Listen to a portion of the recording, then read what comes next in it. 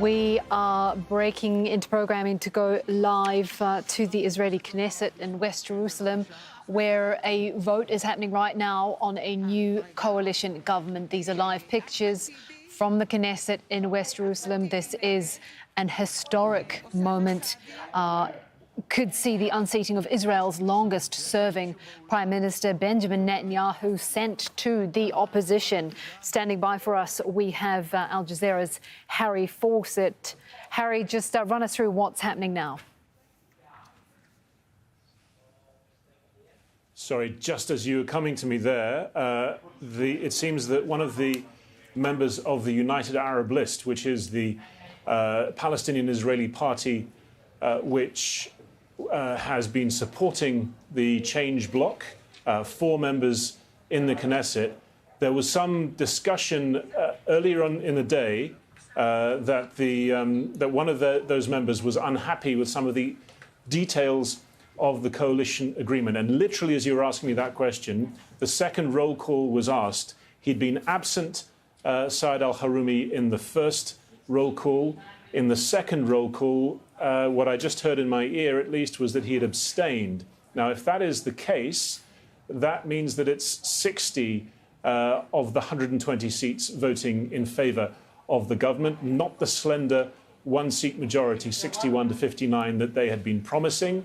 They had 60-59, I'm just being told by my colleague as well. So that's confirmed that it's 61-59 is what they were expecting, what they were looking for. One of the members of the Palestinian-Israeli party voting with the change bloc has decided to abstain. That makes it 60-59. That could potentially leave things open to some kind of legal challenge, because this would be the first time that an Israeli government had been voted through on a plurality rather than an absolute majority. So this is a last-minute hitch. Whether it's decisive or not, we don't yet know. But it's extraordinary that at the last minute, this extra obstacle, this extra roadblock has appeared before the change bloc. OK, Harry, we'll get you a standby there for us while we listen in to what's happening there in the Knesset. Members of Knesset, please be seated. The result of the vote: 64, 59 against.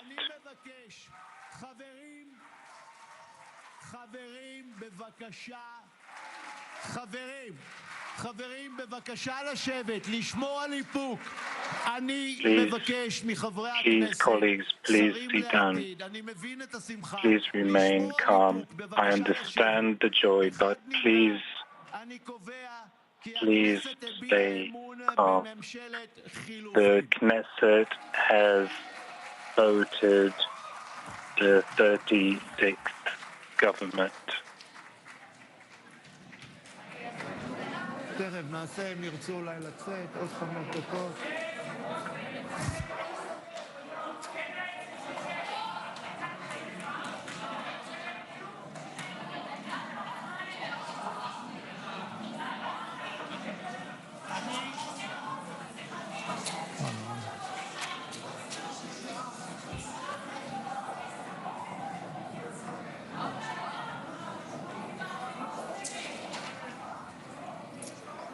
So, as you can see there, these are pictures from inside the Israeli Knesset, where a vote has just happened on bringing in a new coalition government. As we heard there, 60 votes for, 59 against, and a surprise abstention.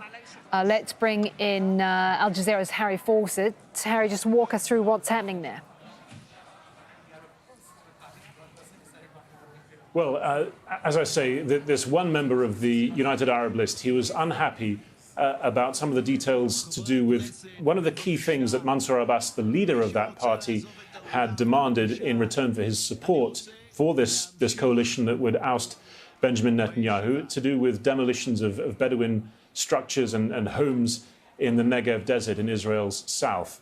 He had indicated earlier in the day that he may make trouble for the government, that he may vote against it in various arenas, but the preponderance of what they were communicating was that he would at least vote in favour of the government. And they came out of a meeting ahead of this session beginning, the 8 leaders of the 8 constituent parts of this coalition saying that they had a government.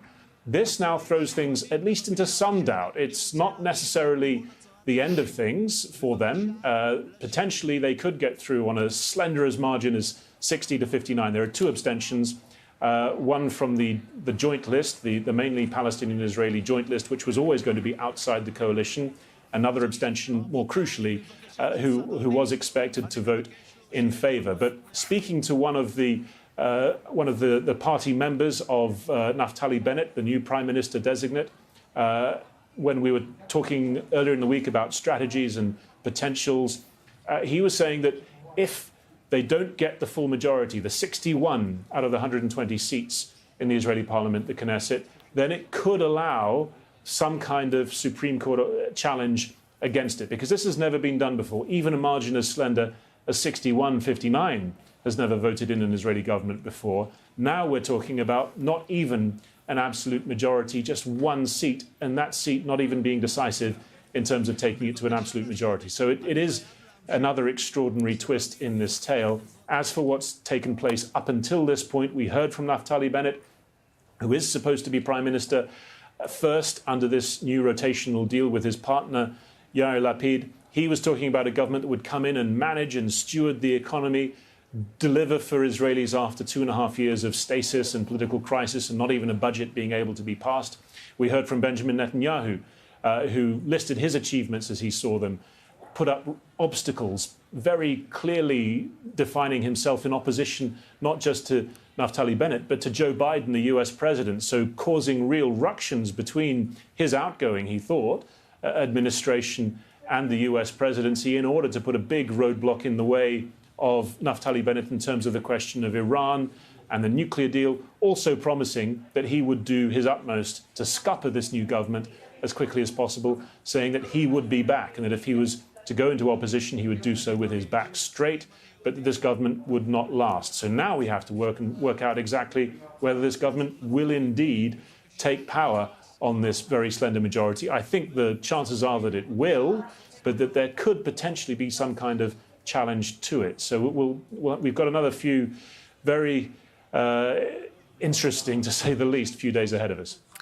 Yeah, some last-minute twists and turns, which can never be ruled out. For now, though, it does appear that this new coalition has come into government, that Israel has a new Prime Minister, Naftali Bennett, and that for Israel's longest-serving Prime Minister, Benjamin Netanyahu, is now in opposition. I believe we are going to listen in.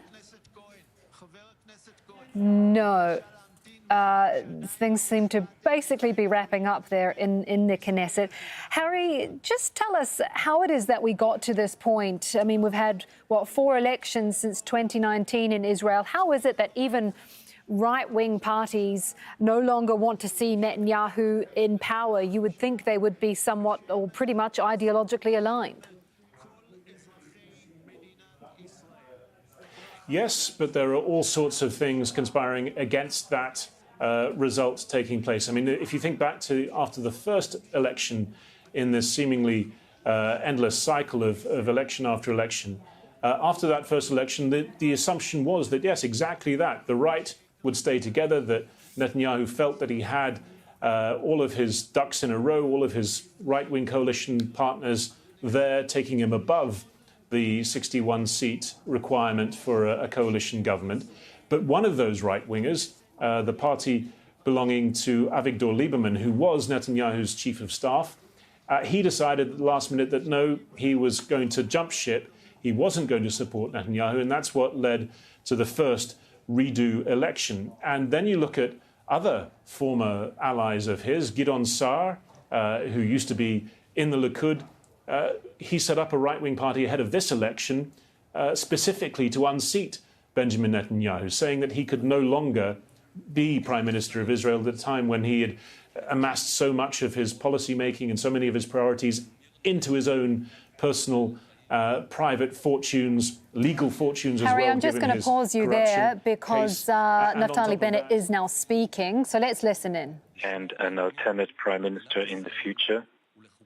To withhold the laws of Israel, to fulfill my duty as Prime Minister and alternate Prime Minister, and to abide by the rules of the Knesset.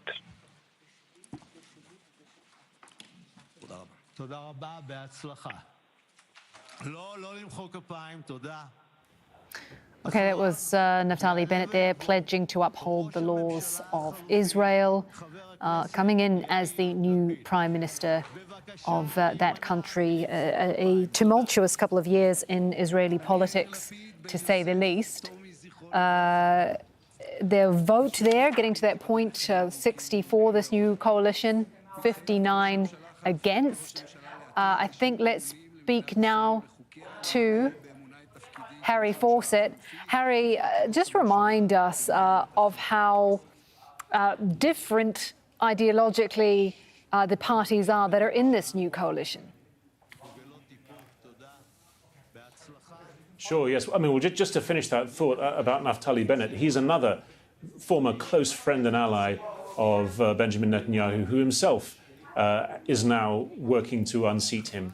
He may have thanked him at the beginning of his speech, but he's made it clear that Israel is being toxified by what he calls the divisiveness that Netanyahu has sort of perpetrated. And so that's a key reason why we have come to this point, that so many of Netanyahu's allies personally within the Knesset, he's retained a lot of his support outside in the public at large, but within the Knesset he's alienated so many people that we've seen these members turn against him, at least on this very, very slim margin.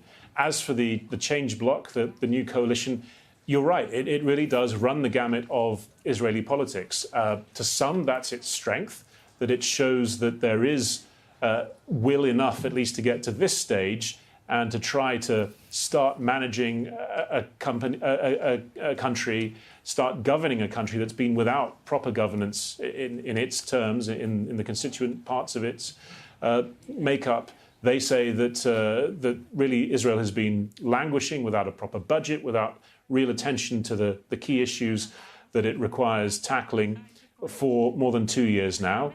And so that's why they've come together. However, it does represent the far left in Meretz, in Israeli terms at least, in the Meretz party, the more traditional left, centrist left in Labour, this newish Yesh Atid party, sort of centre-rightish, centre-leftish, depending on your definition of Yair Lapid, all the way through to Gideon Sa'ar and Bennett, who are very much on the right, further to the right on some issues than Benjamin Netanyahu, and all of it facilitated by, for the first time, a Palestinian-Israeli party in the shape of the United Arab List, led by Mansour Abbas. He was, to some extent, legitimized in the eyes of the right wing in Israel, at least, by the fact that he was also having talks with Benjamin Netanyahu when he had the potential to try to form a government, a coalition after the last election. And so the very fact that he had those talks meant that it was no longer really viable for Netanyahu to criticize his being part of the makeup of an anti-Netanyahu coalition. I mean, of course, he has tried, but the response is, well, you talk to him, why can't we? And so now there is this very, very broad-ranging coalition. To some extent, it will be glued together by the fact that Netanyahu is railing against it so hard and that he has vowed to be the leader of the opposition. He's vowed to try to bring it down and come back to power sooner than you think, is what he said in his speech earlier in the day. And so the threat of that could, in some regard, keep them together, despite the obvious differences and contradictions within their makeup ideologically. On the other branch of that is what they've decided to do, which is really try to leave alone any radioactive political issues and ideologies that they might have that would contradict the other, and try to be more of a sort of almost technocratic, managerial style government, which obviously leaves major issues such as the Palestinians just put to one side, and progress such as it was, it hasn't really been under Netanyahu, and especially facilitated by Trump in recent years, is on ice potentially again because of the mutual contradictions of this government. They can't really left-wingers and right-wingers come to a reasonable accord on how to approach an issue as difficult as the conflict with the Palestinians. So it may well just languish again. What they're selling, though, is that for domestic Israeli issues, they will be able to get on with the job in a way that hasn't happened because of the political status in the last couple of years. All right, thank you very much for that update there, Harry Fawcett. Well, Benjamin Netanyahu has been